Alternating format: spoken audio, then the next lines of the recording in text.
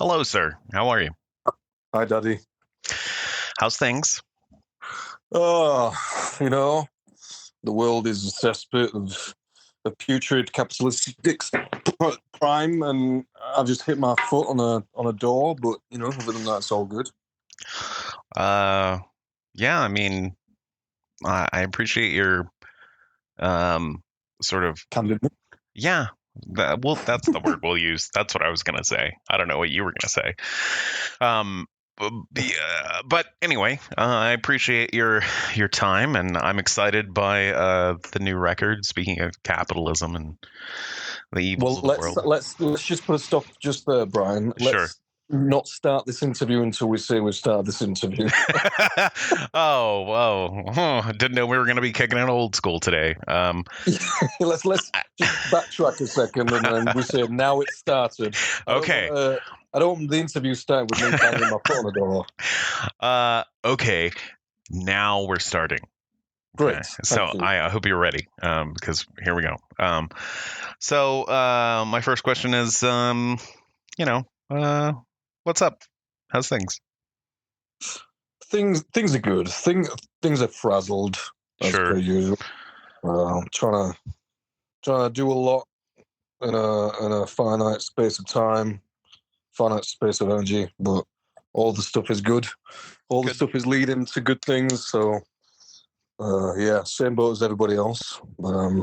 Just dealing with this fast-paced life of 2022. Right. I can't believe it's February already.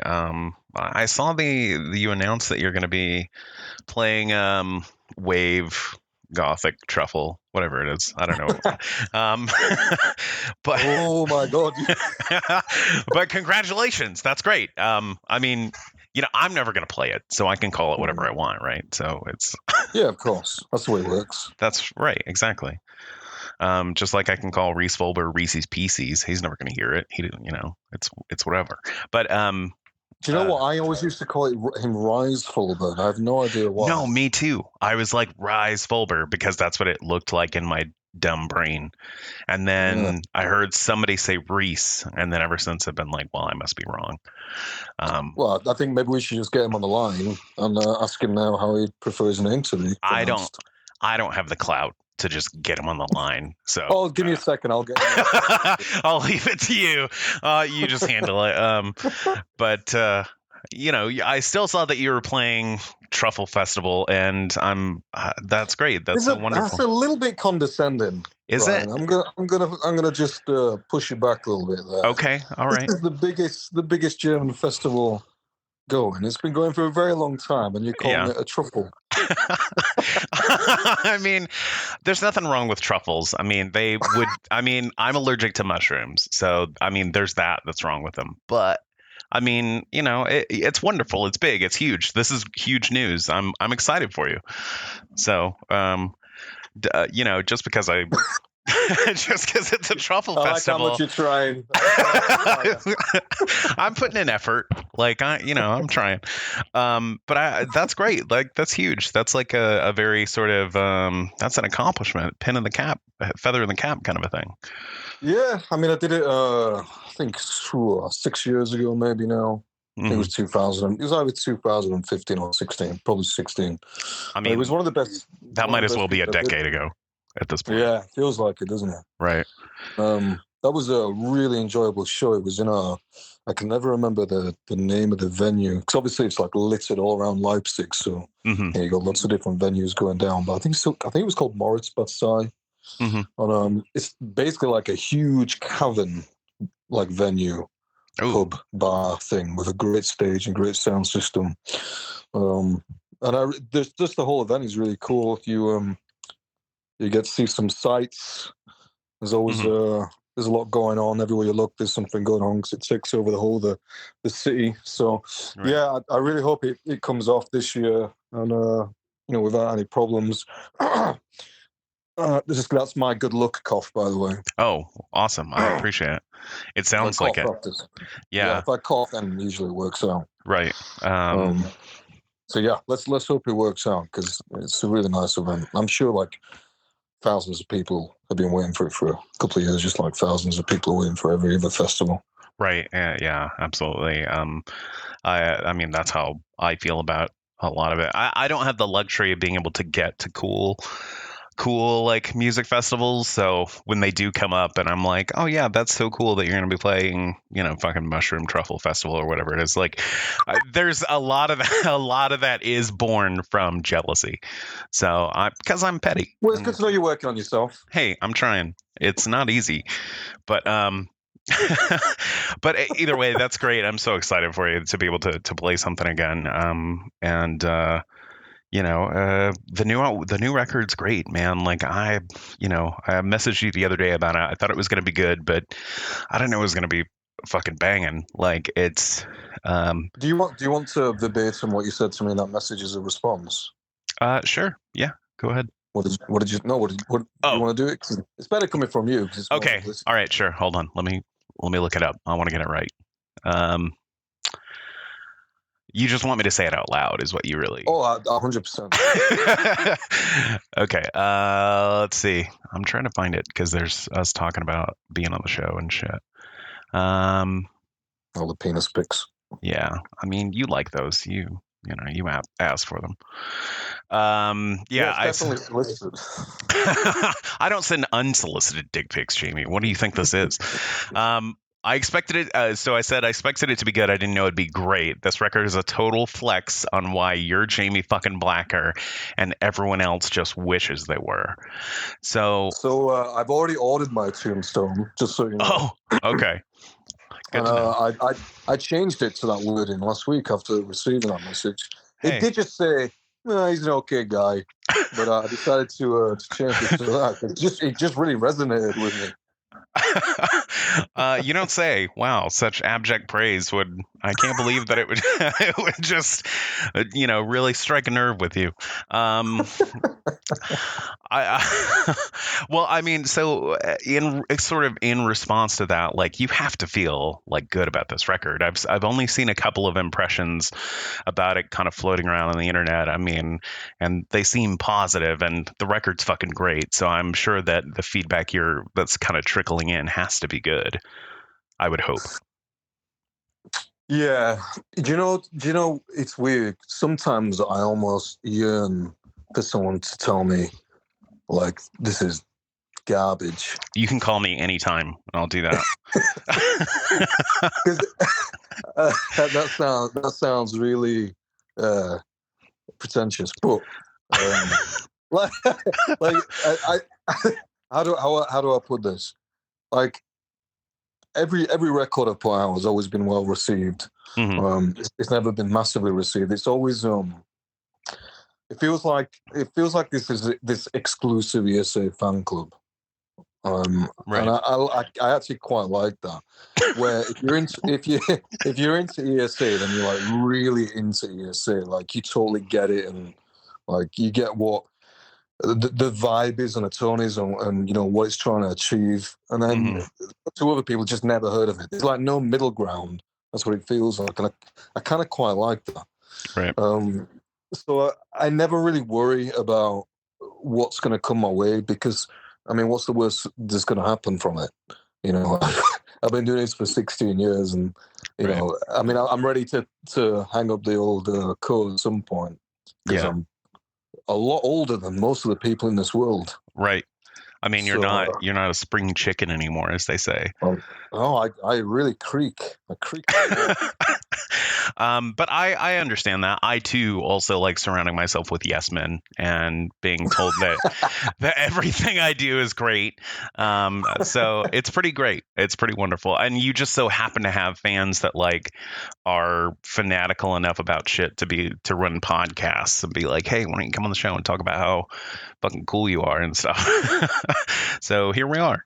But it is great. It does. I mean, I sort of also had the privilege of kind of, I don't know, I pay attention to things. So I kind of notice that when people go quiet and they're busy, and I mean, you put a lot of work into this. You put a lot of effort into it. And it was clear from the things that you had to say about it on social media that you genuinely cared about it. So I was really excited to hear it. not just because I'm a big, huge fan of ESA, but because after, talking to you a little bit and sort of getting to know you a little bit, like you take it very seriously. You're not like half-assing anything. You're not like some of these other fucking clowns out here that are, that are doing whatever they want. But I was excited to see it because you'd put so much focus into it, and plus when you started talking about like black metal and saxophones, I was like, yeah, got to hear this. So yeah, so I do appreciate, joking aside, I do appreciate that shit. It does mean a lot to me when I get somebody who's like really invested when they're listening and they've picked up on stuff, and then it does mean a lot. But for me, anything I do, I'm a frustrating perfectionist, and anything I do, if I don't do something perfectly, then or to my best of my abilities, I just don't do it. Mm-hmm. I don't know if that's a good or a bad thing. A lot of life coaches would say that's not a good way to approach life, because it is a drain. It is a huge drain. But if I sit down, I'm just like, okay, let's write a record. Mm-hmm. Then I know that the next, probably 8 to 10 months of my life is gonna be, rotting hell, because I am, like you say, extremely focused on trying to achieve something. Like I'll sit down. I'll think, okay, what do I want? I don't just noodle around and come up with something and say, oh, that's pretty cool. I'll sit down and go, okay, I want this track to have all these elements. I want it to say this. I want it to sound like this. I've always got rhythms going on in my head, and I'm like, okay, let's create this piece and give it a vibe and give it an identity. Mm-hmm. So, I'm really happy that does reflect and does come across when people sit down and listen to an ESA. I love to say the word record. It doesn't make any sense because it's not a record, but we'll go old school. I mean, that's what I say. I say record. Yeah, like sounds cool, doesn't it? Yeah, it sounds way cooler. It gets to make me feel like I'm like some hip, like somebody. Exactly. So, yeah. I don't know what that feels like. You'll get there as soon as you as soon as you play this Truffle Festival. You're just gonna feel on top of the world. You're gonna feel like a man. Oh, so hip.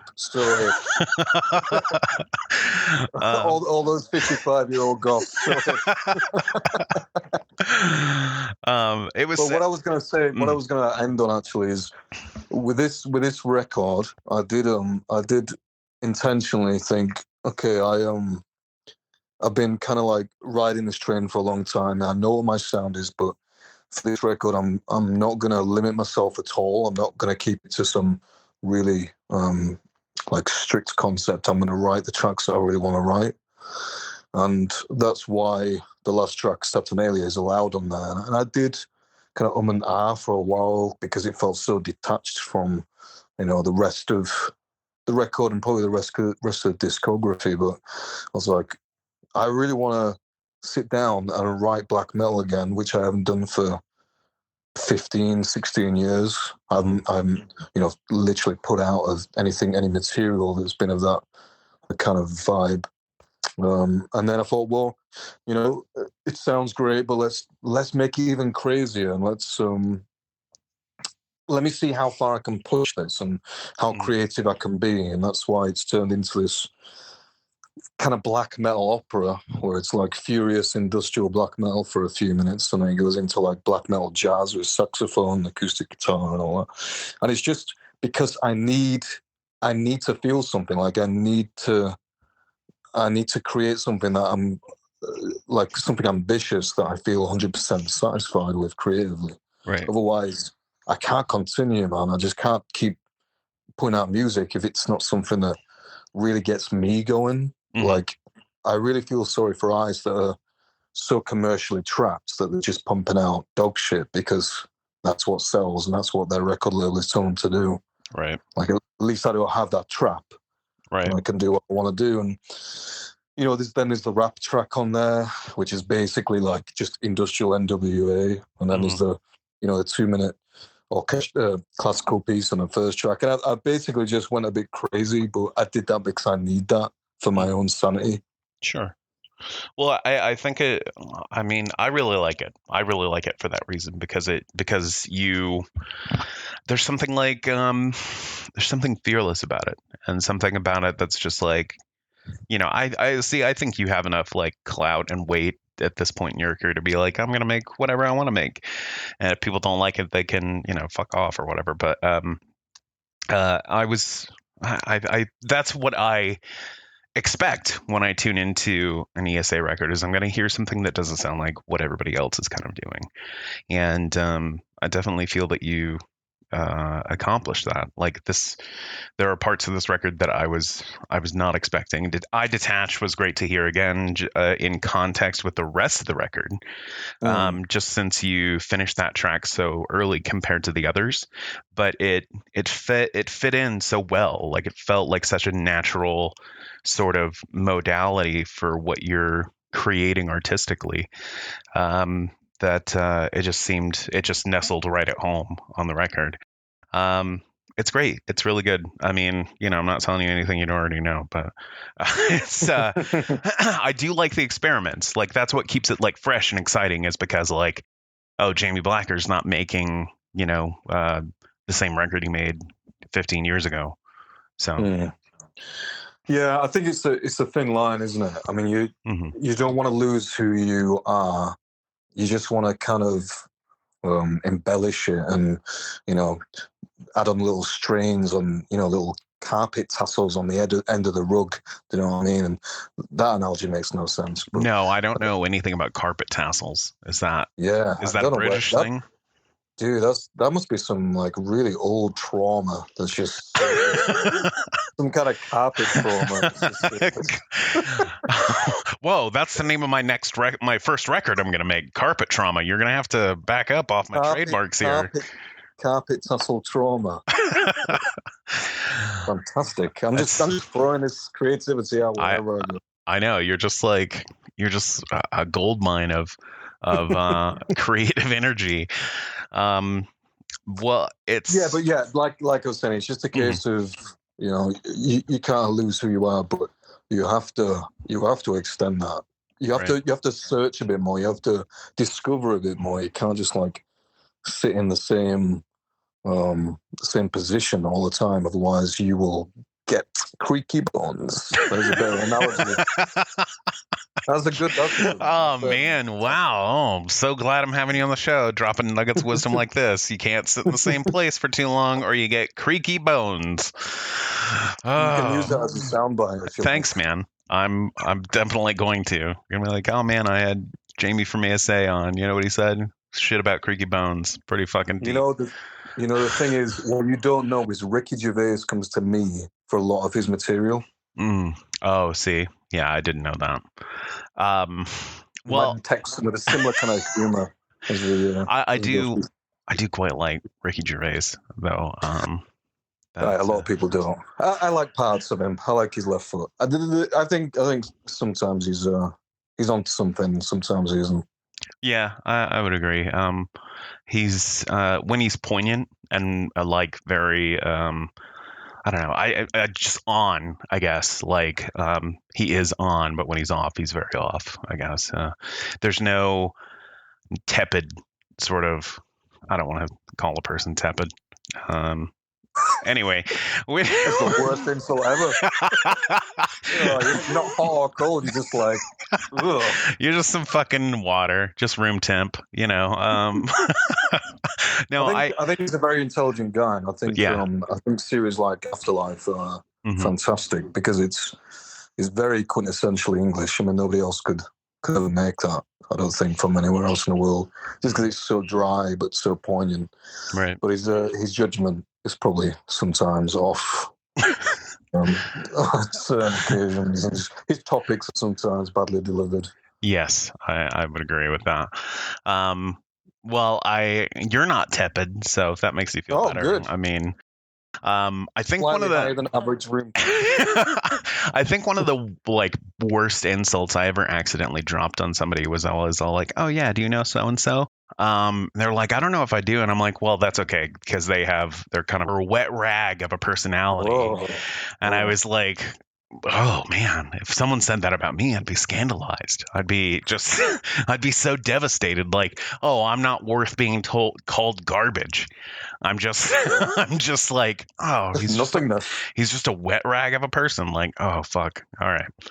We have a term here called dull as dishwater. Ooh. That's pretty brutal. If you were listening to like the new ESA record and you're like, man, it's dull as dishwater, then I'd probably question if I want to be around anymore. Right. I mean, I'd go cry if somebody said that about me. I'd probably just like, I've not had anybody, do that yet. Like jump on and like, oh, this podcast sucks. Brian sounds like a wet rag, like, or anything like that. And I'm hoping it doesn't happen. Like I hope I'm not tempting fate, but next thing I know, yeah. I'll do it. Bamey Jalacker left a review. Huh. Well, here he is. IP address based in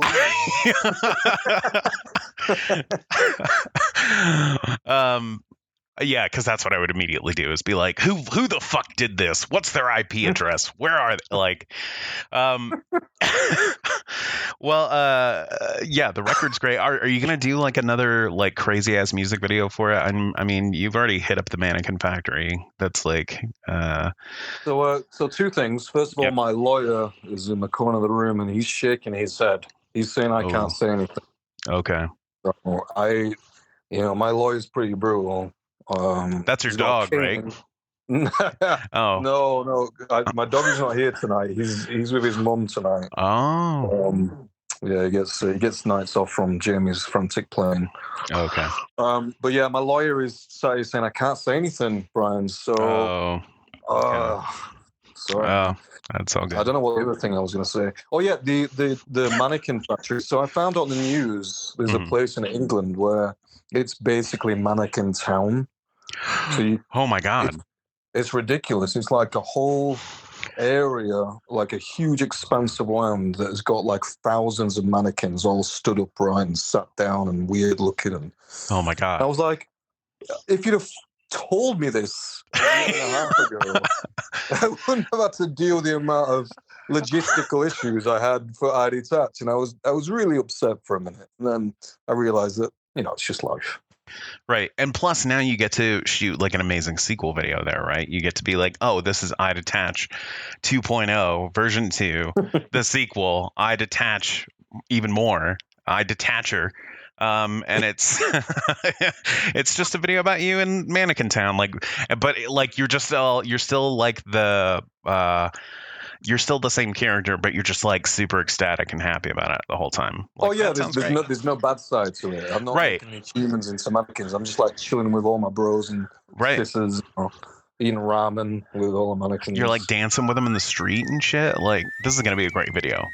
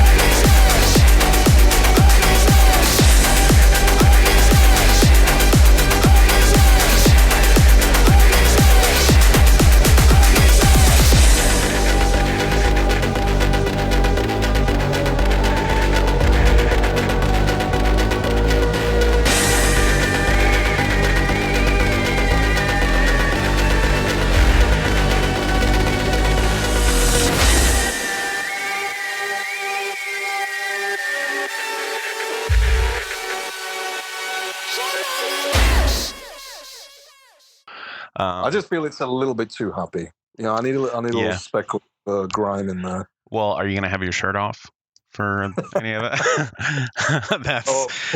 You can add some grime in that way, buddy. You don't want to see that. You don't want to see what's going on here. I've reached the point in my life where the abs are having to take a step back for Jamie to be able to just get through life. You're like, oh yeah, I did eat their young, and it shows. So can't take the shirt off anymore. That was a great video, though. I mean, you look great. You look great in that video. Yeah, that was a good year and a half ago, dude. You're like, much has changed since then. I hardly recognize myself. My good friend Miles Fernley, who 90% of the time is helping me with video work. Mm-hmm. He came to my apartment last week. Can't remember why. Probably to listen to your podcast. But he came around. He came around, and he was like, "Oh man, I'm feeling so fun." I was like, "Dude, I am in the worst shape of my life." And he looked at me with the most scorn I've ever seen. And he looked me directly in the eye, and he was like, "Yeah, but you get back in shape in 4 days, you little prick." I mean, you deserve that. Like, if that's the case, then it's true. I basically walk past the gym, I inhale deeply, and then I continue the walk as a 25-year-old model. Wow, it's that quick. Wow. See, I would never want to inhale deeply around a gym to begin with. So the fact that you do that, I mean, that's what I'm missing out on. That's the secret sauce, apparently. I do enough sailing for the two of us. Ooh, whoa, that's oh yeah, you know that guy ESA? Yeah, he just huffs. He's always like inhaling around the gym. He just walks in and just starts smelling everybody and everything. It's gross. Well, I did see that clip of you playing live not long ago, and your usual performance attire is just tits out, living your best life, which I'm in favor of. But I was, you look good. You look like fresh. You look ready to rock and roll. So, Yeah. All right. Well, that's the area I'm in right now. I mean, to me, that's out of shape. But I thank you for your kindness. You're welcome. Yeah, that was a sex club in Leeds in December. That was a great show. Mm-hmm. And the thing is with doing these shows is that they're amazing, but they're also really evil, because while you're on stage, you think to yourself, there is a moment you always think to yourself, fuck me, I've missed this. Yeah. And then you get off stage and you're like, all right, when's the next one? All right, another 6 months, because regulations are coming back in. So and obviously this year everybody's fighting over the same venues and rescheduling tours from 2 years ago. So I have plenty of stuff on the calendar that is like 90% gonna happen. But I can't wait to get back in stage and tits out, tats out. Right. At the Truffle Festival. At the Truffle Festival. Right. Yeah. It's the best place to have your tits out. I don't know if you know, but that's what I've heard. Well, it is in Germany, and they have quite the discerning taste when it comes to some of the funny business. I don't know if you've ever seen German porn. Probably not. I haven't. No, I'm sorry. Yeah. That's not something I've ever delved into. I'm sure you have for research for ESA. Yeah. You're an artist before you're a pervert. Right? I soak everything up. That's my job. Here we go again with like the huffing and the inhaling and the soaking, and it's a bit much. It is important for me to be able to soak up different cultures and different environments in order to establish a grounded perception on the rest of the world and the right way to deliver my music. And I will not have you tell me I can't inhale in men's locker rooms and around German porn. This is where we end.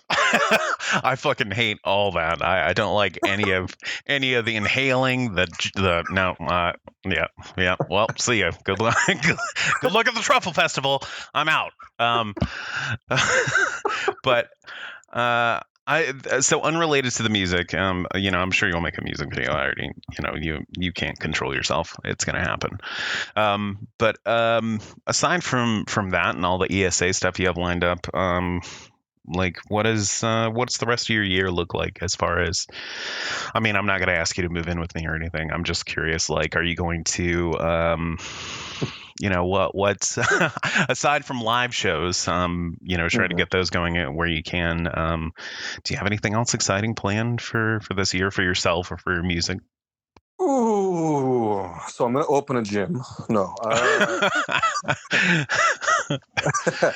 Don't mind these hidden sniff holes that I've built into the place. It's going to be called Snuffle Truck.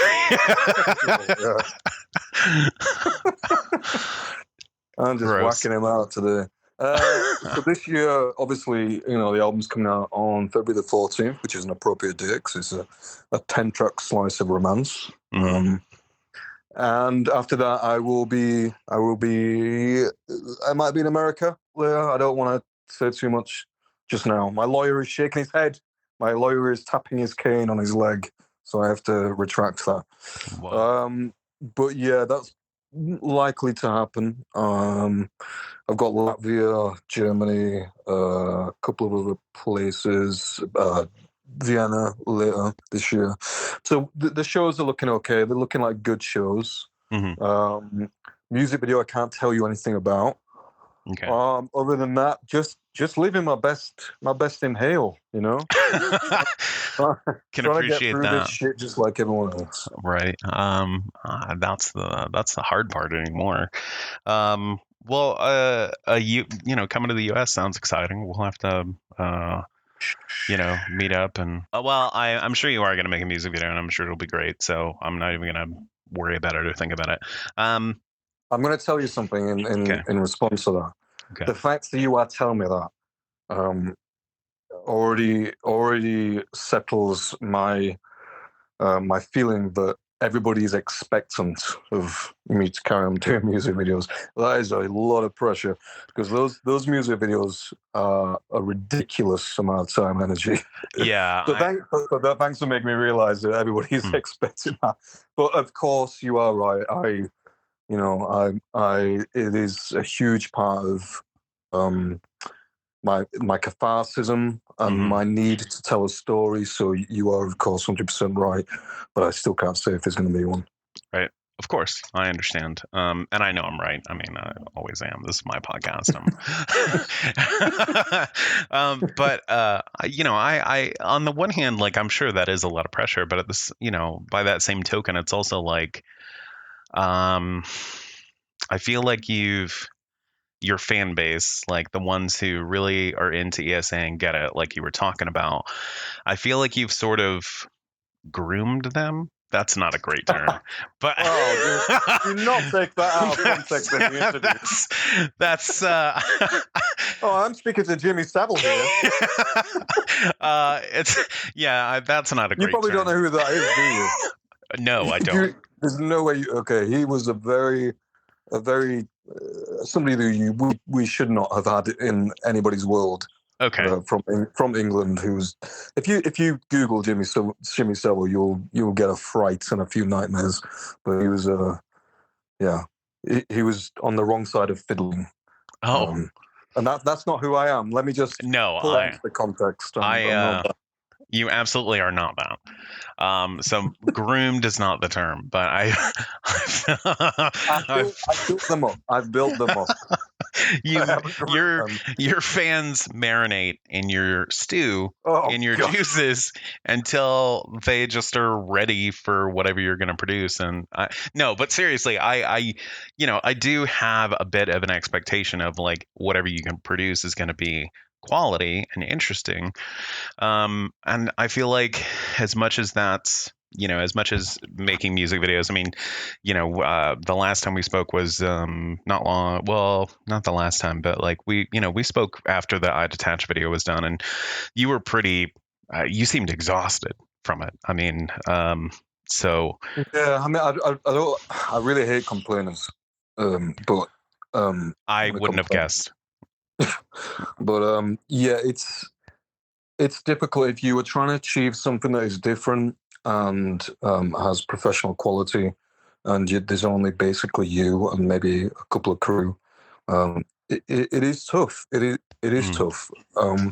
Now, I'm not saying that anybody who wants to venture into music video work needs to make it that tough. If they want to go down a different route and make something that has a simple vibe, then absolutely. But for me, because I'm, like yourself, a huge film buff, and they take up a big part of my life, because, it's the equivalent to reading books, reading stories, and, a good film that tells a good stories can affect you very personally. And for me, the music videos is a way for me to vent that, to be a cathartic outlet and to tell a story. And yes, it does take a lot of work, and around about 2/3 of the way through the process, I physically usually throw something at the wall and just say "fuck this," but just because it can be so hard to put together sometimes. Right. But ultimately, once it's done, or at least a week after, I'm like, this is something I'm very proud of, and this is something extremely important legacy-wise to have out in the world, and this is why I'm here. I'm here without getting too deep, but I'm generally being serious. Like, this is the reason for me being around is so I can create things. Like, if I don't have that, I don't really know why I'm here, and I've always struggled with that. Like, unless I'm creating something valid, then I don't really know what the point of me is. And I know that sounds really, really overly dramatic, but I think a lot of artists feel like that. They're like, I want to. If I don't have this, then what is the kind of thing, Right. I would agree. I think a lot of artists do feel that way. I mean, I was talking to Tom just earlier this morning, and something he said that stuck with me was that he's making music, and his career is a religion, and he's not in it to make a bunch of money. He's doing it because he is compelled. He is, this is he has to be the herald for this thing that is more important than he is, and I think I really identify with that. I really identify. I mean, Tom probably puts it much more eloquently and romantically than I do, because he's much more that kind of guy. But the sentiment is the same, and yeah, I'm not interested in doing things to make a lot of money creatively, because that won't make me. You got to give up one for the other almost. I can do other things to make money. I can go and inhale at gyms, but when it comes to creating, that's got to be. I fucking hate it. I have to. I can't. Like, I just have to revisit it one more time and just say, like, how fucking gross it is. Like, you just walk in, have your shirt off, and you're wearing like what you're wearing in the Eat Their Young video, and you're just like, you have to like do that gross like, with like a whistle nose. Yeah. Oh fuck! I'll send you a video next time I do it. You can listen to it on repeat. I just told you that I haven't seen German porn, and I'm not gonna. I'm not gonna start now. But if I need closure, I'm gonna book in my last point before I made the detraction. So I completely identify what Tom's saying. It is a compulsion, and it's never going to make a heap of money. I never expect it to, and it's not why I do it. It's because I need to, and I imagine he said, and it starts very young, and it's like it's an addiction. It's an addiction to something that doesn't really hurt anybody, hopefully. I mean, there's an argument to be made there that, being addicted to being a creative, artistic type is an addiction that has hurt plenty of people. But Yeah, that's depending on the product. Yeah. yeah, that's a whole nother episode. I did like what you were sort of. This is not related to what we were just talking about, but the packaging and like all the sort of extra special editions and stuff that you were offering for the new record. Like, I thought it was so clever and it was so poignant and so tied into it. But it was like, it seemed like such a like tongue-in-cheek sort of a like, this culture, this sort of entity, this influencer materialistic craze, isn't it so fucking ridiculous? Hey, but also while you're while you're here on the ESA Bandcamp, why don't you go ahead and pick up these products or sort of thing. And I found myself like, on the one hand, I was like immediately sort of taken in by it. I'm like, oh man, this looks so rad. That, the bag, the coin, the blood, whatever. And I was like, oh, that looks so cool. But the whole point of it is to be like, see how fucking ridiculous you are, or at least that's how it seemed to me. But I do like what you're doing as far as that goes. Yeah, so I could say a lot about that. So, I mean, obviously the record has a loose theme, and that is, I'm really using it as a vent to describe how much I fucking hate the planet, or rather the people who have the money and the power in it. Oh, how weird! You've never done that before. It's yeah. Well, you know what? I only recently started to really delve into it. In the last couple of years. Before then, I decided, politics is definitely not my thing. But I think as I get older and creakier, I get more and more frustrated, with the world and the way it works and the corporations and just the way that, there is no empathy or consideration for people that struggle. And I really wanted to poke fun. I think the best way you can insult somebody is just to poke fun at them. Just make whatever they do ridiculous, because it is. I think being violent or aggressive doesn't work. I didn't think poking fun works. Leveling with somebody and talking to them reasonably is the way that it works, and understanding each other works. But poking fun is a great outlet for your own frustration, and that's what the album, the majority of it, is kind of leveled at. And then, I kind of wanted to tie something in with that, and that's when I made up the Photoshop, face serums and body lotions and aftershaves and designer bags. I mean, obviously, you're a smart guy. None of that was ever for sale. Right. It wasn't real, but it was kind of a look how ridiculous this is. Right. But I did find myself a sucker to that compulsion of like, oh, what an interesting and different let's product. Get a thing. Yeah. Let's buy a thing, right? Mm-hmm.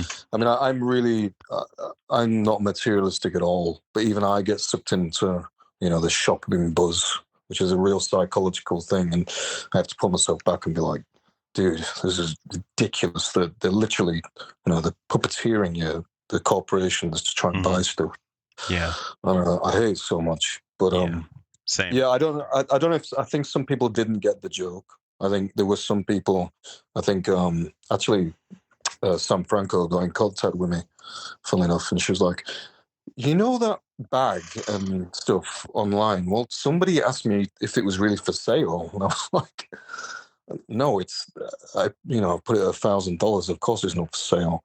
Right. But so some people didn't get the joke, and I guess that those people are probably not surrounded by maybe as much social media culture as maybe you and I have to be around due to what we do. Oh, don't remind me. Yeah, I mean, it's, every few weeks I have to take a social media break and just throw myself out of it, because it's just, it's a parasite, and it's built to create like bad energy and create toxic feeling. It's built for that very design. So yeah, I don't want to get too. No. It's a miserable road to go down, and I absolutely agree with you. I get totally burned out on it, and where I'm just like, I don't want to do this anymore, because you're right. It is sort of engineered to Like nobody Well, it's engineered to scrolls. keep you. It's engineered to keep you there, and the thing Right. is, what keeps human brains there is conflict, right? So you see conflict and you see scandal, and the human brain taps into, goes, "Oh, I fucking love this," and it keeps you there. It's the same thing as the newspapers, 20 years ago. The thing is, the human brain is not meant to deal with that amount of information. Right. Like every decision that you make, your human brain is working. It's working to make that decision.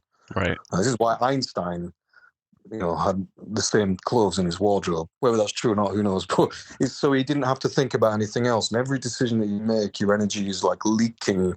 Your brain is leaking energy. And when you are part of this online world that is just throwing information at you constantly, your brain is working overtime, and the energy you're taking out to do that means you have nothing left for the people around you and the productivity that you need to do. So it's just a strange world we're living in right now. I don't know how it's going to turn out. I don't know where the ending is. If we're talking about meta, then and there was another, kind of a nod to meta as well by having the products on Bandcamp. It was kind of saying this is real, but it's not. Right. And it's just basically my kind of a fuck you to it, because. Right. Yeah. And so the thing about Einstein, is that why you perform shirtless? Because then you don't have to decide like, oh, this shirt looks cute on me when I go play live. I was gonna go to the first point, but the fact you said this shirt looks cute on me is even funnier. I mean, that's any grown man, any 40-year-old man would think, "Oh, that looks cute on me." I fucking say that. Like, I just turned 39. I was telling my wife the other day, I'm like, this pants look so cute on me. Like, they make my butt and legs look so good. I don't give a shit. It's whatever. But I've never ever said the words, "This looks cute on me," but now I'm gonna start. You definitely have to. Like, it's so empowering. Like, we gotta take the language back, Jamie. Like, we have to be able to, as men, take the language back from whom? The people who've co-opted it from us, obviously. Who made it not okay for me to say, like, this shirt looks cute on me, or, oh, Jamie, appropriation. Yeah, right, exactly. I don't know where you are right now, but I'm reversing out of it. That's for the best. That's fine.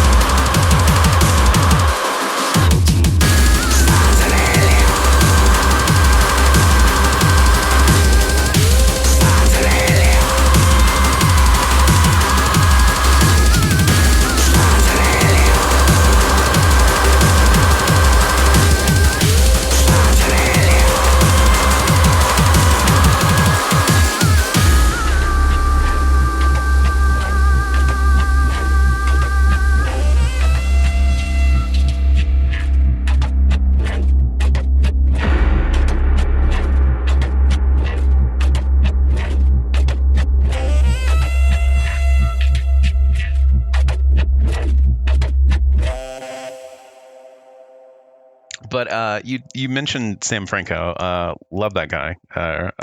Sam Franco's great.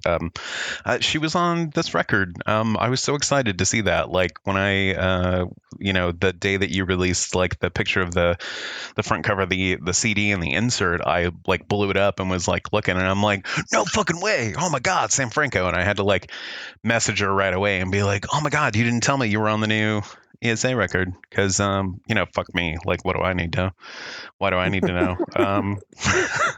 But that was super exciting and super cool of you to have her on there. No, I mean, obviously that you have a hand in that, because I'd never have met, so to speak, Sam without doing a podcast. But she's really cool, and we have a very probably a similar outlook. Mm-hmm. And we talked a few times, and I've listened to her music, and I can tell that she's an extremely good vocalist. She has very good quality of vocals. And I got to a part of the track where I had put some vocals on. I didn't really like it. So I got in touch with Sam. I was like, you know what? Could I bother you? Hi. Do you remember me? Hello. And I truth be told, I did bring it up because I was waiting for you to be like, oh yeah, you're the reason that happened. Like that's why I brought it up. Yeah, of course. So of course. I just was looking for that little bit of validation, because I didn't want to be. I mean, when I saw it, I was like, oh my god, that's so cool. That's correct. Yeah. I saw it and I was like, that's so cool. That's so awesome. I felt so good about myself, but I didn't want to be that person that's like, the person who's not a the person who's not a musician, who's like, oh, I made this happen, no big deal. Like it's like you didn't contribute fucking anything. Like you didn't. I didn't want to be that guy, so I didn't want to say it. But now that you've said it, it's okay. I think, in all seriousness, I mean, I certainly don't think anybody is above anybody else, just depending on what they do. And I think. I think the world is full of that, and it needs to be like those connections, those little mini connections. I think they're the most beautiful thing in the world. Absolutely. When you connect with somebody and you kind of pass on that connection, and everybody's kind of linked in a bit more of a natural way than is at the moment. And I think we need to keep hold of that. It's very important. When we start to lose that, then that's sad. That's kind of some sad shit. I agree with you, and it's I think it's important to sort of remember that everybody's on the same side. Like that's why it hasn't happened yet, but it's going to. I was going to have Ken from Sounds and Shadows on the show, and Ilker from Region, just because we are all on the same side, and just because there are other podcasts out there who might snub me. I'm not going to name names, but fuck them.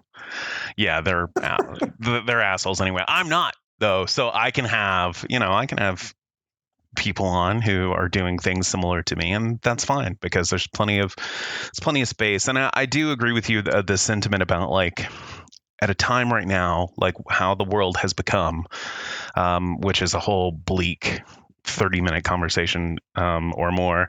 But I think you're right. I think it is so important for people to maintain these little connections where they have them. I mean, very often on social media, I'll go to, I've got a new friend request or a new follow from this person. Well, that person is friends with Jamie and Jason Corbett from Actors, and also Sam Franco, and also this person, and also that person. And it makes me happy. It's like, oh, well, if it's closing the circle, I guess. And it feels good to do that at times, to meet kindred spirits out there in the void, I guess. And yeah, I definitely agree.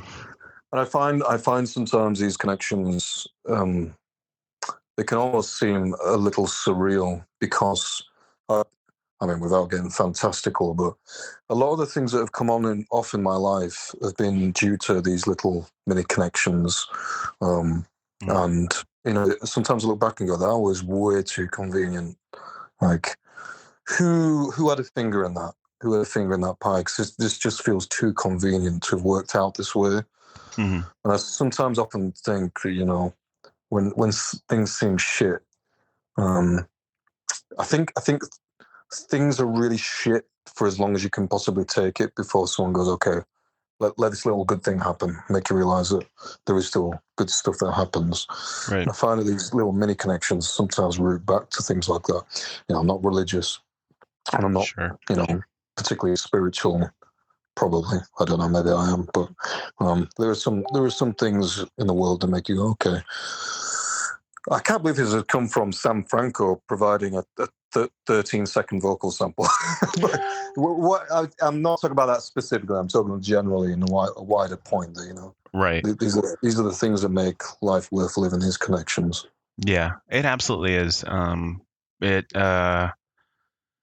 agree with you. Like, and regardless of how, I mean, she downplayed it as well. When I talked to her about it, she was like, "Oh yeah, it was no big deal." But I mean, to me, on the outside, as the person who sort of allowed that connection to happen, not without like, not to like jack my dick off too much or anything, but like it was wonderful. It was magical. It was like cool to see like two different worlds touch, I guess, is kind of how it feels. And I feel like that's just it's so important anymore. Like I was able to, if you told me a few years ago, like, hey, you're going to be running your own podcast and you're going to have phone calls with Tom Alsberg at 2 a.m, I'd be like, fuck, why would he? But but it's been such a boon. It's been so important, and it's been so helpful to sort of to have it there. Like social media is just such a like two-headed dragon. On the one hand, it can help you feel so connected to other people, but on the other hand, it can also give you a window into the lives of people who don't recognize the privilege that they have, and their obliviousness can be very infuriating. But I agree 100%. But it also is quite scarily a reflection of yourself that you might need to look at. Not you personally, but no, probably me. Probably me personally. I often think, I get so dismayed at the social media world, but these algorithms are built to, they're designed to reflect who you are because you've spent the most time looking at this kind of thing, and that's a reflection, of who you are as well. So, the thing that I find the most frustrating about the internet is I know I'm not perfect. I know I've made a shitload of mistakes in my life, and I will continue to make a shitload of mistakes in my life. Everybody does, because nobody is perfect. But I feel like check your privilege, okay? Because oh yeah, but I feel like there's a lot of I am perfect, and I'm gonna ride on everything else and bring everything else down because that's the way I see it, and how I see it is right.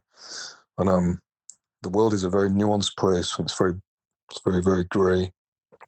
And when I see the constant, kind of bringing down of people or ridding people and saying this is awful, this is shit, I'm better, I just hate that so much. It's just so gross. It's just the worst of humanity. I agree. So it's that's the thing that frustrates me the most. And I think even the fact that I'm talking about this means I probably need to take a social media break. Right. And the problem is when you're putting out an album, one of the necessary evils is that you have to be around to answer things. Right.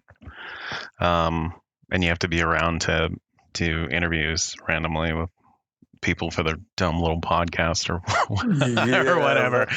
Dumb little podcast. but I do agree with you. I mean, it's like I don't know, the sort of analogy that I always think of in my own sort of brain is just that it's like we're all trying to float on this ocean, and there are going to be, there's a benefit to all of us tying our little rafts together. But there are going to be people who are tying themselves to everybody else's raft, and their only weight. They're not bringing anything of that's so much benefit better than my to carpet tassel analogy. Yeah, carpet tassels, no fucking good. They're out. Like it's so much better. Thanks. I mean, you have to. When did you write this one down? Last night sometime I was like, oh, I'm gonna be talking to Jamie. Let me.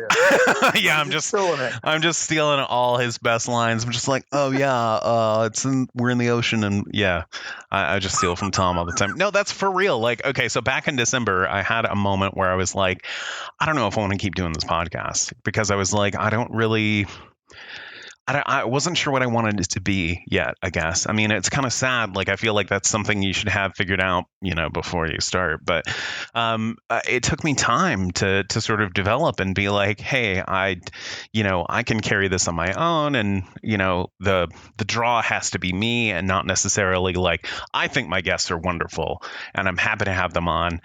Most of them are pretty good. Occasionally there's some that are dumb. But the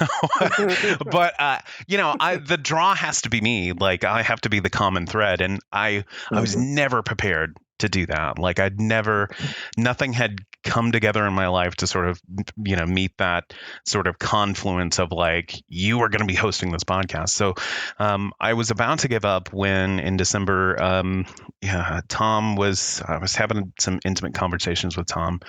Not that kind of intimate, but they were pretty tender.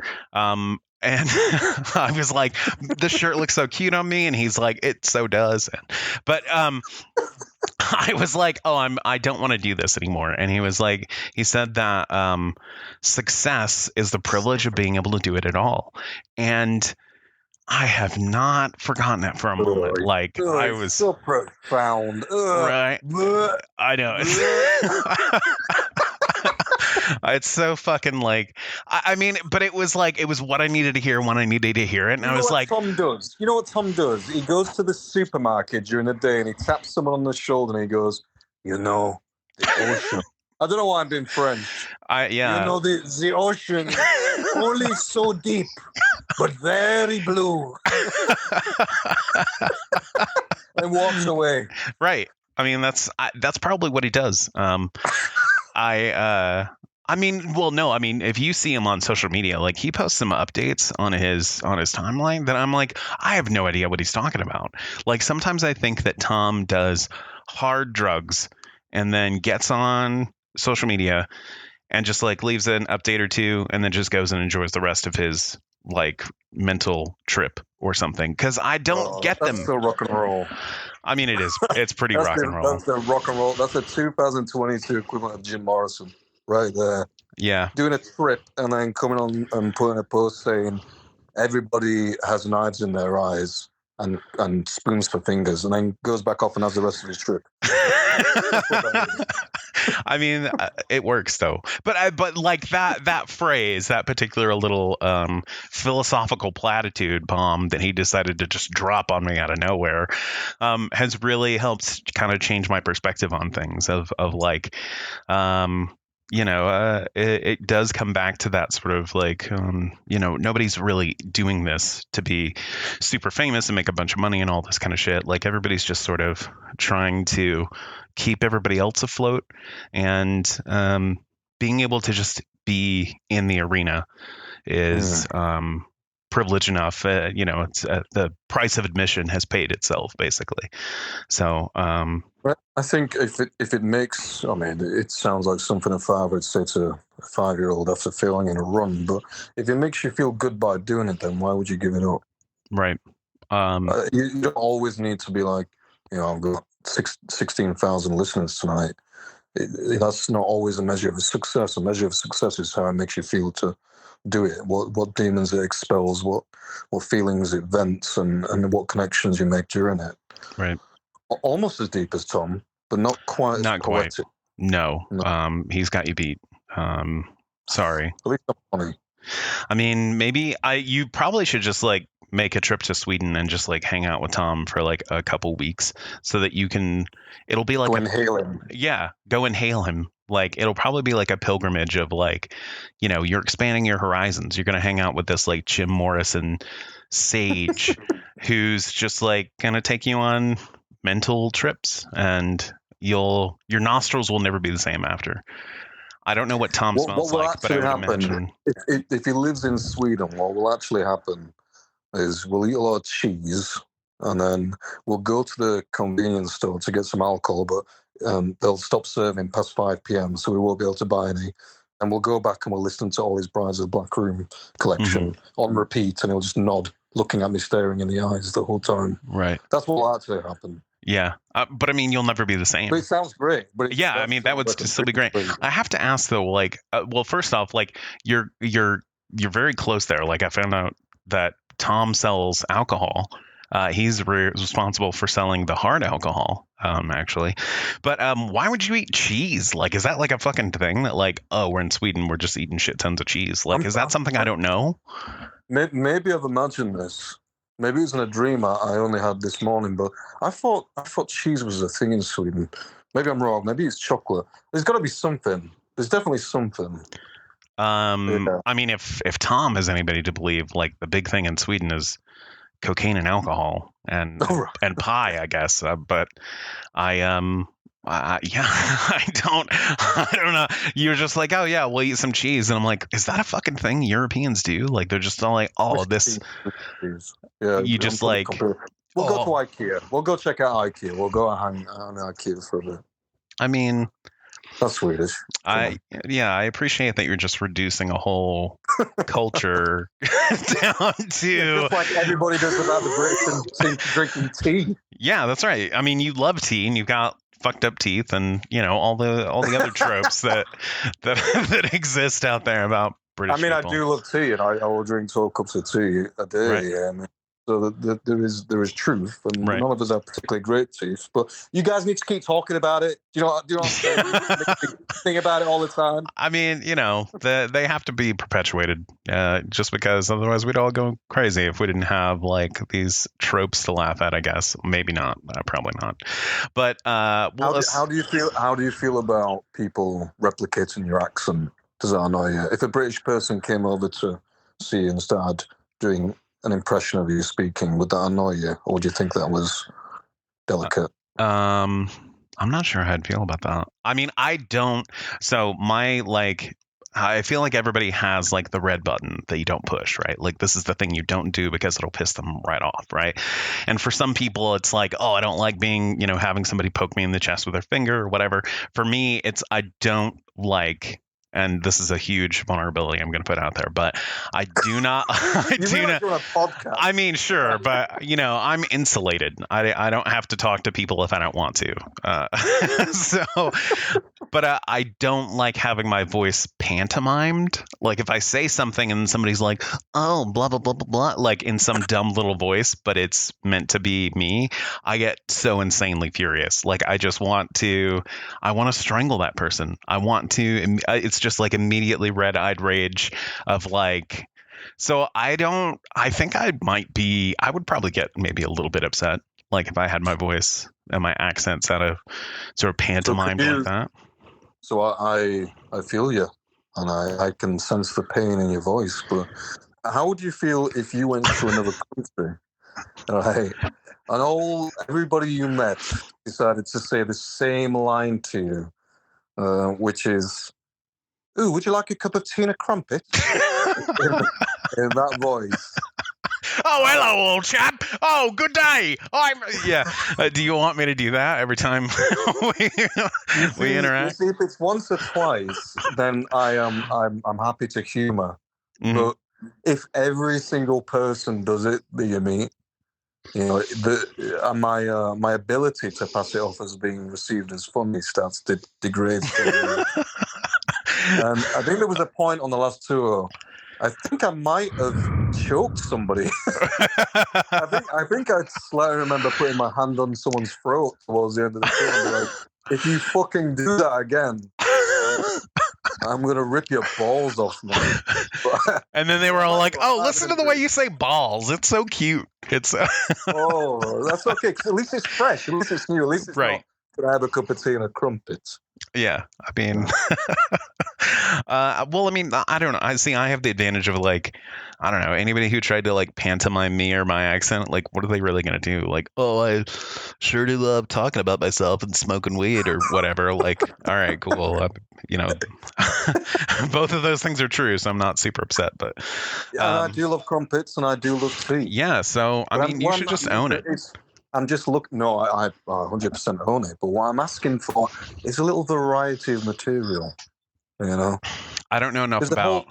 I don't know enough about British people to give any variety. So it just has to be like tea, crumpets, bad teeth, and Christopher Lee. But we know so many things about the Americans. So what kind of ignorance does that suggest to me, that this is the only thing that Americans know about British people? And that makes me sad because I have so many American friends. Well, I mean, clearly you don't know that much about Americans if you're perplexed by the fact that we don't know fucking anything about anybody else. Hey, so Joe Rogan, man. So let me just fucking flip those. Joe Rogan podcast. Oh my God, you're such significant questions.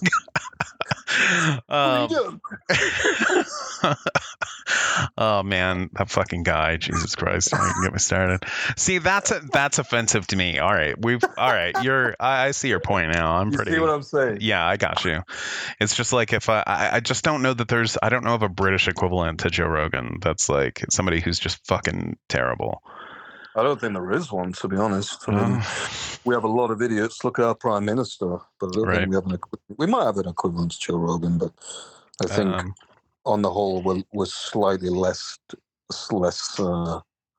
enamored with our own self-importance. Right. Slightly. All right. The other thing I wanted to ask you about is the other night, last night, I saw Jason Corbett from Actors talking about the Candyman remake, which I haven't watched yet. But it got me thinking about the fact that we've had like some really good horror remakes over the past couple of years. But I would offer that the Texas Chainsaw Massacre remakes have been bad. And there's a new Texas Chainsaw Massacre remake that's like coming to Netflix that looks fucking atrocious. What are your thoughts about Texas Chainsaw Massacre remakes? What a great question. Thank you. What a fantastic question. I should have opened with this. This is something way more important. Like, oh, your dumb album? Who gives a shit? Like, listen, Texas Chainsaw. Texas Chainsaw. So I'll open this with a story. So I saw Texas Chainsaw Massacre, the original, the first time when it was re-released, because something that you probably listeners might not know is that film was banned for a very long time in the UK. I didn't know that. It's true. And I think I might have been. I'm gonna say I was 19 when that was re-released in the UK. I went to the cinema with a friend of mine, and we were the only people in the cinema straight up during the day. Oh wow! And at the time, it didn't really affect me because I'd been already kind of conditioned already by other horror films. It didn't really tap into me much. And then the more times I've watched it since, the more I've really felt the film. It's a very cold feeling film. It's got a lot of subtext there that I never really realized, about how, the family control Leatherface effectively is, kind of just doing there. He's obviously mentally ill. And he's a villain in every sense of the word, but there's a bit more going on there. And it was something about the family that really got me, not so much Leatherface. So I really love the original. It's got a really weird feel, similarly to the Exorcist. It's got this kind of like really weird, cold feel about it. Now the remakes. I mean, the second Texas Chainsaw is just ridiculous. I mean, it's just a strange film to put out afterwards. Really is. I think I've only watched it like maybe twice. I've not got through it, so I watched it probably up till. So a film's bad if you watch it right up till 10 minutes to the end, and you still turn it off because you don't care how it ends. Right. That's how bad I thought it was. Oh, and that's fair. There was a remake, and I can't remember which one it was, which wasn't too bad, where it really looked at Leatherface being kind of like puppeteered by other people, but I can't remember which one it was. There was the third one that was weird that had like Matthew McConaughey in it. Oh, I've not seen.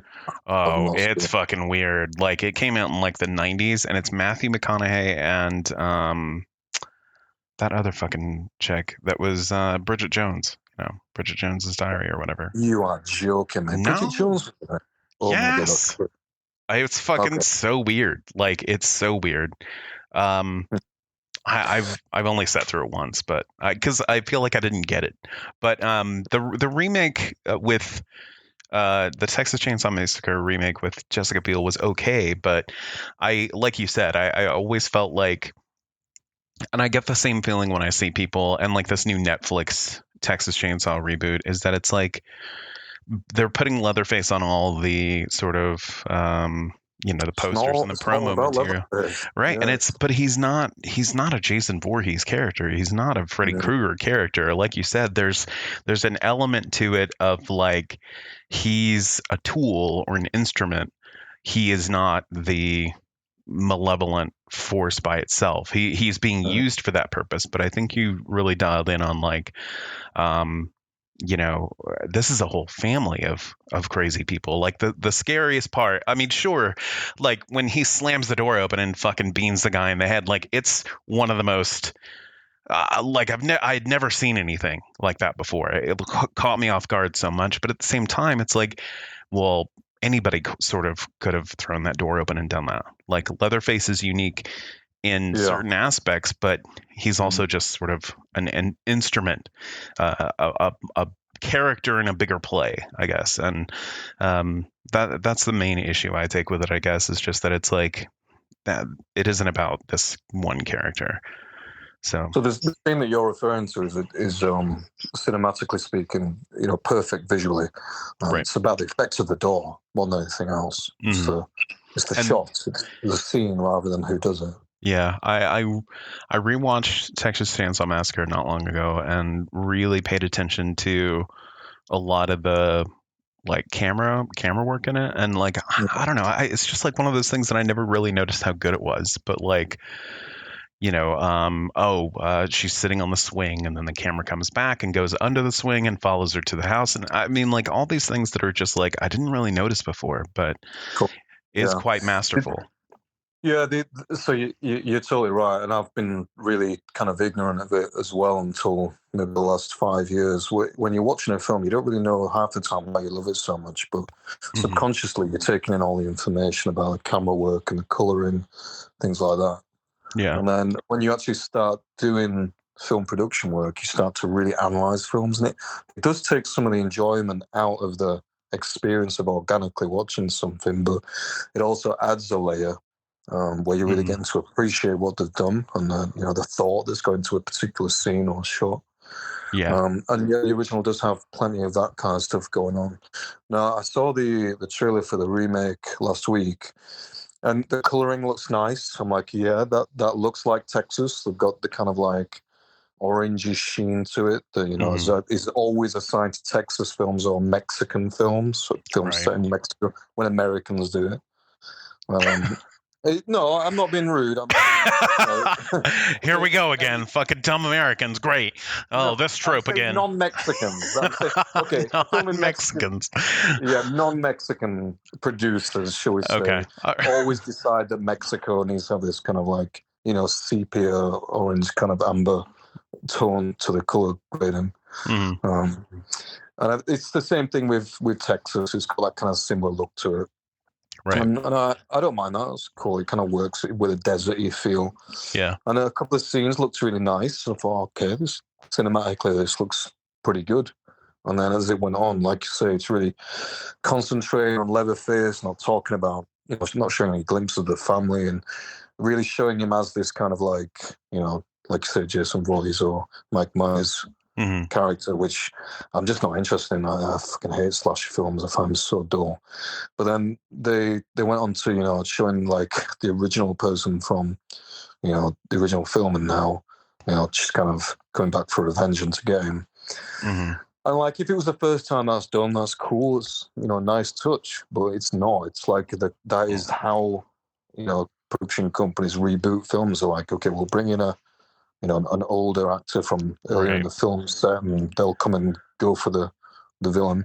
And I just Right. felt really like my stomach dropped a bit. I was like, oh, Jesus, that's so where we are right now. And then Right. there was a scene at the end, which I'm sure you've seen. You probably know which one I'm talking about, where they're on the bus and Yeah. one of the kids says, got the phone up and saying, "You touch me, I'll cancel you."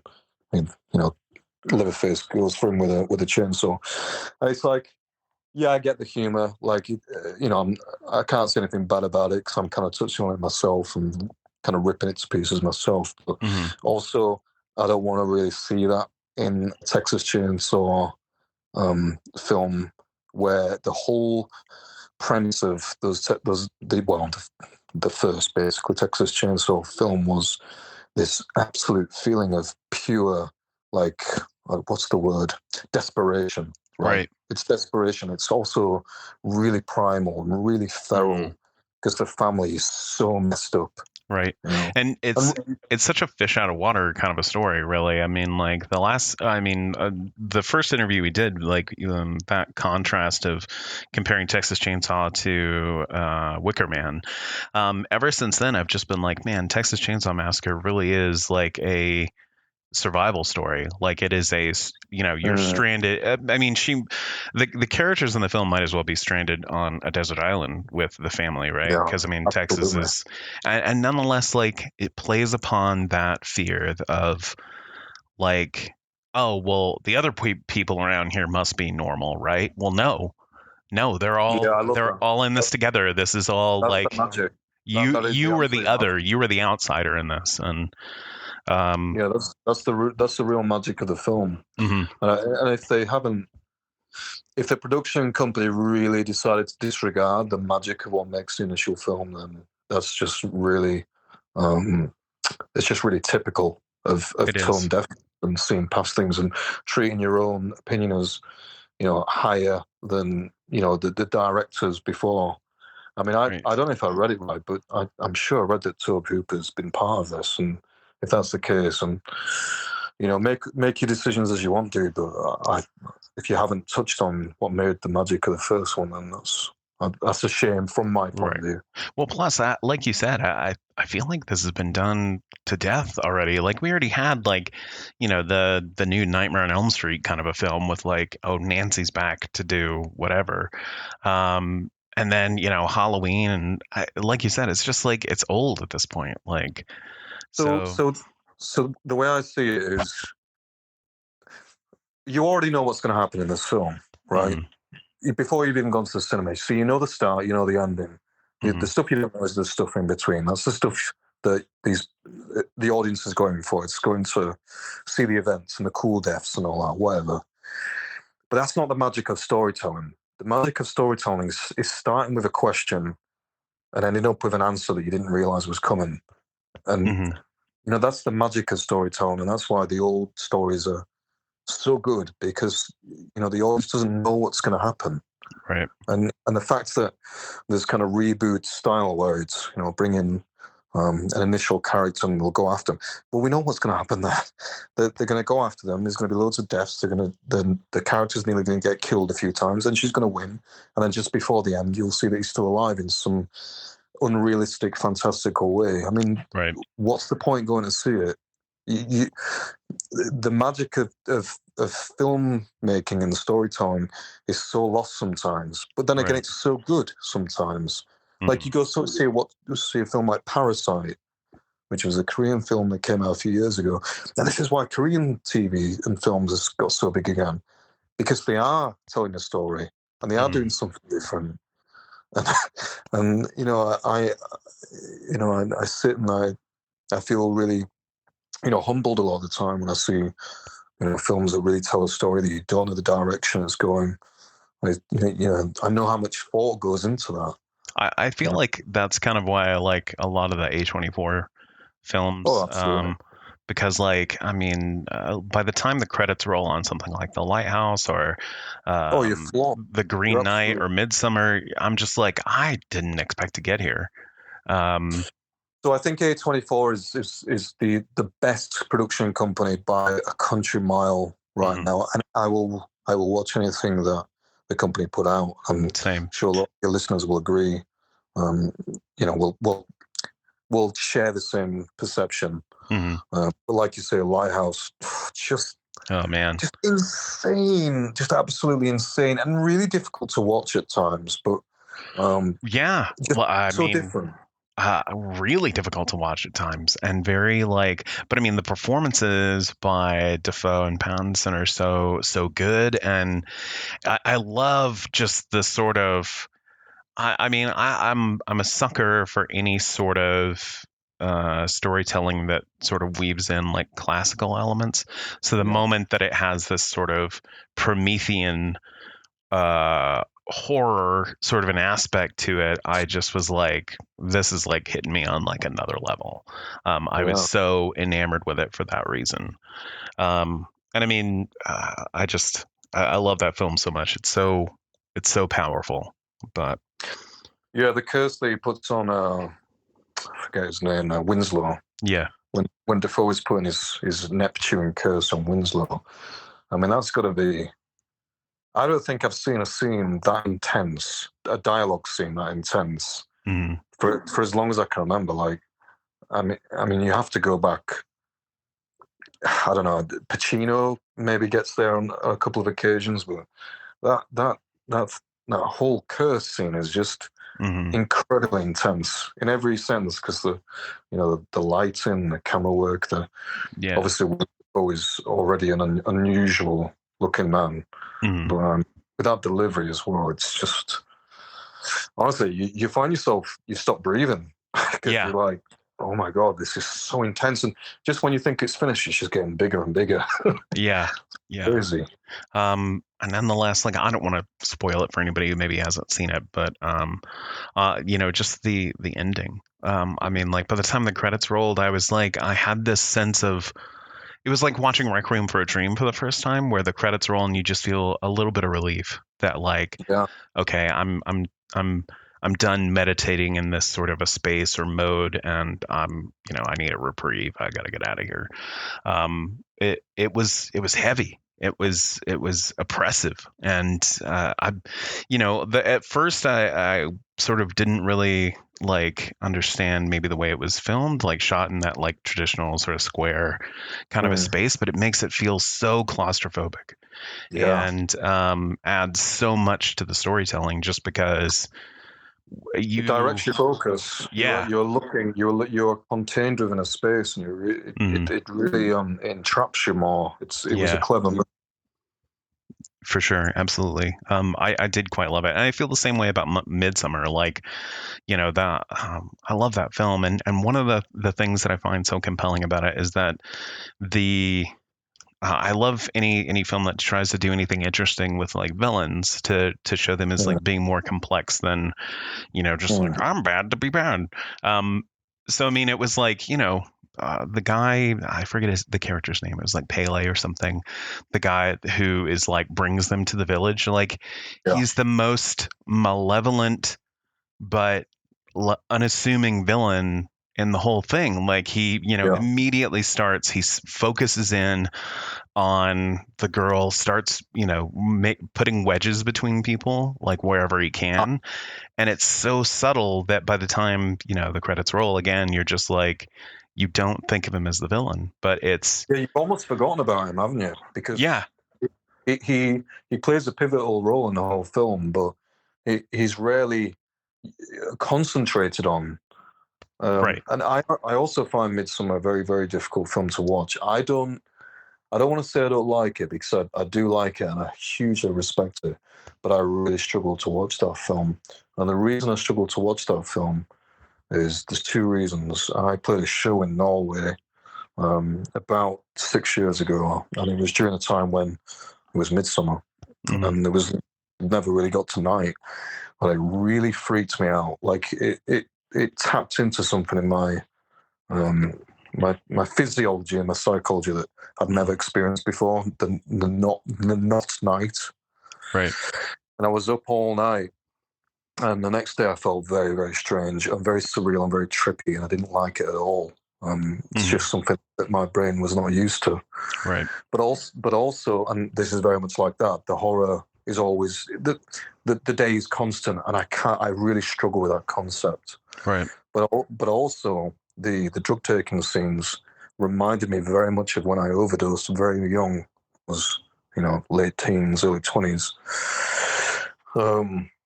and that overdose led to well led to me being revived, essentially. Mm-hmm. So when I see the drug taking scenes on that, it really throws me back to that, to the kind of trippiness of that. So I can't watch that film, actually, which is a shame because I really respect him. I think it's an incredibly powerful film, just like Hereditary. But I mean, Midsummer's hard for me to watch just because I was sewn into a bear suit once, and it was seeing it happen. I'm just bullshitting. Like, I've never been sewn into a bear suit or set on fire, so I've got that going for me. But it is a very unsettling film, from start to finish. Like, even just the opening scene with like the sister who, you know, gasses the parents, and like the pan through the house, like it makes you feel so dreadful. Like that by the time. I think the opening scene is actually the best part of the film for me, because I find the rest of it struggle. But I think cinematic, first opening scene is absolutely breathtaking. The camera work and that, and you know, I have, you know, Miles, my friend I do a lot of work with. I try and show him these films because he's not into horror whatsoever. He's not even into any kind of psychological or thriller. He's very much into, you know, action or comedy or some dramas sometimes. But I try and show him, like, just look at how powerful this is, and he gets it from a practical sense of view, but he doesn't feel it. And I was trying to explain to him, like, do you not feel this? like maybe it's just me, but I feel this. Do you not feel it? He was looking at me like I was absolutely insane. It just shows how different people's brains work differently. He works out how a scene's been done. He doesn't feel it, and that scene is one that I can think of that really made me feel it. Right. You know? And I mean, I get you, because there are certainly films that like have their own atmosphere that kind of come with them, and I love them and I appreciate them, but I don't necessarily, that's not a film I can go rewatch because it puts me in a place that maybe I don't want to be in there. You know, I love Mandy, but I don't want to go sit and rewatch Mandy all the time. You know, and can I tell you what my film is that I can't watch? I can't watch Irreversible. Yeah, me either. So for the same reason, it put me in. I was in that film. I felt like I was in that film because it was so real. And it wasn't even the rape scene that got me, because as a man, I can't connect as much to that as maybe somebody who's either had that happen to them or has been in fear of that happening to them for most of their lives, as a lot of women are. So I couldn't connect as well as maybe some other people might. The rest of the film, just in the club, just the conversations, the fire extinguisher scene killed me. Like I had to turn it off. And that's never happened to me before. So I can never watch that film again. But it's incredible. It's incredibly well done. Have you seen Climax? It's another... So I tried to watch Climax. I don't remember when it was, but I remember getting to about 25 minutes in. I was like, I'm not feeling this at all. I don't know where it's going. I'm just not enjoying this watch. So if you tell me that it's worth carrying on with, I'll check it out. I would say yes, because it does have that element to it of like, I don't, you know, what's going to happen.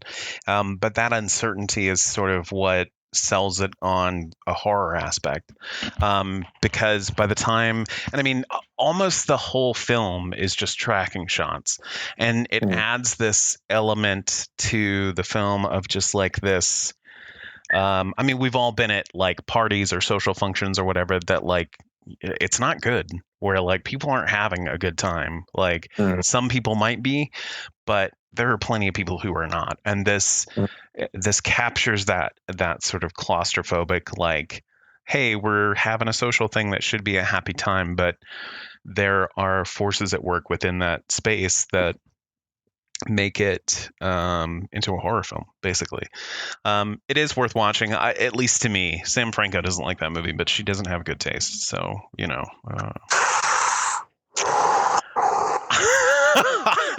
I mean, I said that's not true. She loves like A24 films. She has great taste, but like she didn't like that movie, and people who don't agree with me are wrong. Are wrong. Exactly. Thank you. Well, one thing that I did, just two things before we sort of wrap up here, and I'll let you get back to. I'll be respectful of your time. But the first one is that the other thing I have to recommend, as far as like, it's not a horror film, but it's absolutely worth watching. You're familiar with Neil Blomkamp, I assume. Yes. So, Yes. Okay, so it was on Amazon Prime. I don't know if it is now because I don't have Prime because fuck Jeff Bezos.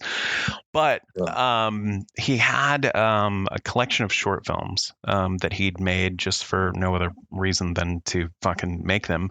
And they're sort of all over the place as far as like, some of them are short and amusing, others are crazy sci-fi, but they are absolutely worth watching. It was, I mean, especially if you can appreciate something like Sex, Death, and Robots.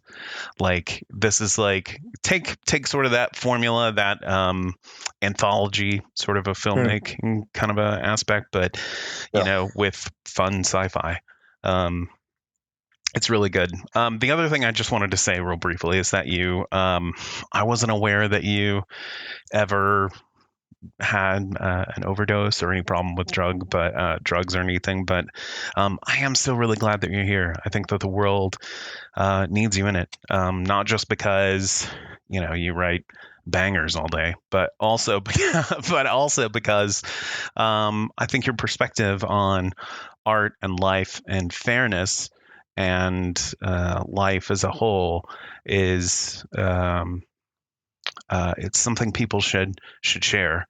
And I'm glad that you're still here to be sharing it with all of us, and myself included. So thank you. Oh man, that's very, very kind. I know we fuck around, I know we joke, but yeah, that's very kind. It's words like that don't they're not wasted on me, and I am pretty happy I'm still here. I mean, I've had times in my life where didn't want to be, but Sure. And you don't think you'll ever get better. And I think there's probably still a lot of people reeling from the last 2 years who still feel like that. Mm-hmm. But as arrogant as it sounds, you do get past it, and there is a point where you kind of realize that it is worth it. Yeah. Everybody has something to offer as long as they're willing to offer it. Right. And I agree, and I just think that it's you sometimes meet people and you think, oh, I feel like I've known you a very long time, because you just you can say, oh, it's just a quick connection, but I think there's more to it than that. I think sometimes it's a genuine feeling of deja vu, like, I think we've done this before. Do you know what I mean? Yeah, absolutely. I mean, I've had interviews where people are awkward and weird, and I have to just remind myself that it's like, well, it's okay if they're awkward and weird. I don't have to be.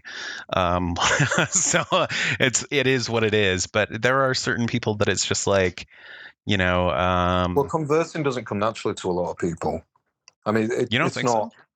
No, absolutely, especially people in the creative sphere. Yeah. I think a lot of people in the creative sphere are, a lot of people, ADHD, and a lot of people have slight autism as well, and specifically in the creative sphere. So, I think a lot of social awkwardness, I would never take that personally. And I think it's just that they're just dumb. I think they just struggle with conversing. Right. That's fair. I agree. I think that is probably most people in the scene, but I mean, it's it also sort of underlies kind of how important that social connection is, because I mean, you're never going to get better if you never do it. But like I had an interview with Eric, I forget his last name, from Unit Code Machine recently, and I mean, we talked for like 3 hours. Like that episode, I haven't edited yet because it's going to be fucking horrible. Because it's just 3 hours of just rambling and me going like, oh, I'll cut this part out, but real quick. And then, a whole other conversation kind of spins off. And, but it's, sometimes you just meet people who are like, you're on the wavelength, and, you're the borders that exist to divide you, whether that be oceans or nations or whatever, they don't matter, because you can still kind of connect through other means. And Agreed. Yeah. But again, I'm very grateful for your time. It's been such a pleasure to catch up. I'm always happy to have you on the show, and I like I said, I do, as somebody who's I've got a very small raft, and it's your raft. Your raft is lovely. It's bigger than mine, and other people admire it as well. Just go. Let's just move back. When we're talking about a raft, we're no subtext here, is there? No, we're talking about a raft. Yeah, there's no subtext. Okay. No, sure. There's no euphemisms or anything. Because I'll be honest, my raft is it's not really that big. I mean, pretty average. If you, I mean, if you know how to use it. I mean, it's a flotation device. So yeah, I mean, right. It swims well. Don't like that. Don't like that visual. Not at all. Not at all. With my hand I sort of like started envisioning like tadpoles, and then I was like, I don't want to think about this at all. So we'll just leave that. I'm going to send you a voice message every day, and will this be me saying swimmers? We'll just leave that whole line of thinking can remain in the unknown realms of horror. A24. Yeah, A24. That's the next film is Swimmers. Well, I will let you go. I'm gonna go interview Clint Carney here in a few minutes, but lovely. He's great. I love that guy. He's so sweet. Absolutely. Although his music is always so sad. Like his lyrics are just like the most fucking depressing I've ever heard. And like every time I hear it, I'm just like, man, who hurt this guy? He's so sweet and happy-go-lucky and jolly all the time. But like, well, that's why he's so happy, because he gets to vent it for his music. And don't you deprive him of that. Okay. It's fine. It's great. I won't. But that's probably why you're so happy once I get you one-on-one. I mean, you look like a curmudgeon, but you're all, yeah. But when I'm around people, I'm a mysterious, aloof fool. Right. I mean, like, you have to have like the dark, moody, like pictures and everything on Facebook of like, I'm working on my dark, evil music tonight. But like, I know as soon as I get you alone, you're going to start. Like that. As soon as people are,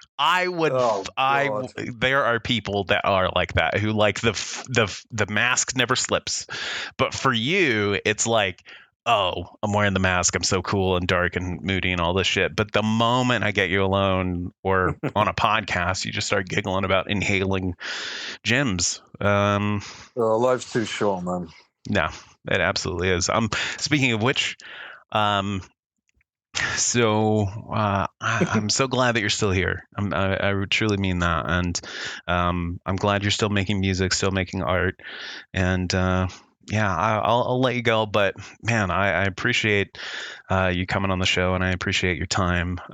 It's always so good to talk to you, and it provides me with a lot of validation, because then it's like, hey, this famous person who makes fucking banging music, like, they think you're worth. He's not a prick. Yeah, he's not a prick. He thinks you're worth coming on your dumb little podcast to talk about, Texas Chainsaw Massacre and gyms and stuff. We're all on the same level, dude. Nobody's better than anybody else, and if anybody ever tries to tell you that, then they are nowhere near as good as you. I do think I'm better than some people. Like, the line is going funny. I have to go. I mean, like, I'm a better person than Jeff Bezos. Like, I can easily say that, right? I mean, if I had his money, like, there'd be no problems. Like, shit would be fixed. Like, the GoFundMe website would be closed down overnight, because I'd just go take care of whatever anybody needed. So this is a huge conversation. huge conversation in which I'm probably likely to contradict everything I've just said. I don't think anybody who thinks they're better than anybody else actually is the point I'm trying to make, because of what they've done. But in the case of Jeff Bezos, I think we'll singular out him specifically to speak about just how rotten his core is. His absolute core. Because guess what, buddy? No one needs to have $450 billion in their account. Nobody needs that money. No, I would agree. I'm glad that you're so easily persuaded to to my point of view. I'm glad you're so floaty. Oh, hey, oh, here we are again, back at swimmers and floating. And all right, well, I will let you enjoy the rest of your evening. And thanks again, man. I'll let you know when this goes up. I'm a little backlogged, but so it'll be a little bit. But yeah, thanks again, man. And no worries, dude. Have a great rest of your evening, and we'll talk again soon. Yeah, keep strong, man. All right, will do. You do the same. Have fun at your Truffle Festival.